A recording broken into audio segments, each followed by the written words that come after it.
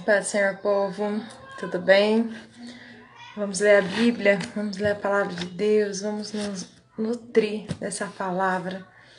Nós vamos ler hoje Números capítulo 27, que vai falar as leis da herança. E chegaram as filhas de Zelofeade, filho de Éfer, filho de Gileade, filho de Maqui, filho de Manassés, entre as famílias de Manassés, filho de José.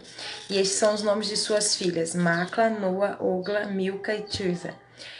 E apresentaram-se diante de Moisés, diante de Eleazar, o sacerdote, diante dos príncipes e de toda a congregação à porta da tenda da congregação, dizendo: Nosso pai morreu no deserto e não estava entre os que se congregaram contra o Senhor na congregação de Corá, mas morreu no seu próprio pecado e não teve filhos.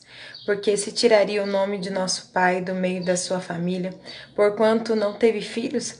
Dá-nos possessão entre os irmãos de nosso pai. E Moisés levou a causa delas perante o Senhor. E falou o Senhor a Moisés, dizendo: As filhas de Zolefeade falam o que é justo. Certamente lhes darás possessão de herança entre os irmãos de seu pai, e a herança de seu pai farás passar a elas. E falarás aos filhos de Israel, dizendo: Quando alguém morrer e não tiver filho, então fareis passar a sua herança à sua filha. E se não tiver filha, então a sua herança dareis a seus irmãos. Porém, se não tiver irmãos, então dareis a sua herança aos irmãos de seu pai. Se também seu pai não tiver irmãos, então dareis a sua herança a seu parente, aquele que lhe for mais chegado da sua família, para que a possua. Isto aos filhos de Israel será por estatuto de direito, como o Senhor ordenou a Moisés. Eu amo essa história, fala de 5 mulheres que vão diante de Moisés, e o pai é morto e não tem irmãos mais velhos, não tem homens na família. Então elas não teriam, diante dessa lei, elas não teriam direito. Mas elas vão até Moisés. Eu quero possessão, nós queremos a herança. E acho lindo que Moisés vai pedir a quem? A Deus. E Deus, de uma forma tão maravilhosa como sempre, ele fala assim: o que é justo. O que elas estão falando é justo. Então, toda vez que nós chegarmos diante do Senhor, estivermos pedir algo justo, algo que é conforme a vontade de Deus, que tranquilo, nós receberemos. Mas nós temos que ter... Gente, eram 5 mulheres numa época que não tinha essa abertura que hoje nós temos. Hoje em dia, nós sendo mulheres, em alguns ambientes ainda é difícil a gente falar, a gente se constrange. Imagina isso milhares de anos atrás. Mas por causa da coragem dessas mulheres, elas tiveram possessão, a descendência dela. Então, muitas vezes a gente precisa se posicionar. Quando a gente se posiciona, então a gente pode viver a vontade de Deus e conquistar o que o Senhor tem preparado para nós. Vamos continuar esse capítulo? Deus anuncia a morte de Moisés. Depois disse o Senhor a Moisés: Sobe a este monte de Abarim e vê a terra que tenho dado aos filhos de Israel. E tendo-a visto, então serás recolhido ao teu povo, assim como foi recolhido teu irmão Arão. Porquanto no deserto de Zim, na contenda da congregação, fostes rebeldes ao meu mandamento de me santificar nas águas diante de teus olhos. Essas são as águas de Meribá de Cádiz, no deserto de Zim. Então falou Moisés ao Senhor, dizendo: O Senhor, Deus dos espíritos de toda a carne, ponha um homem sobre esta congregação, que saia diante deles e que entre diante deles, que os faça sair e os que faça entrar, para que a congregação do Senhor não seja como ovelhas que não têm pastor.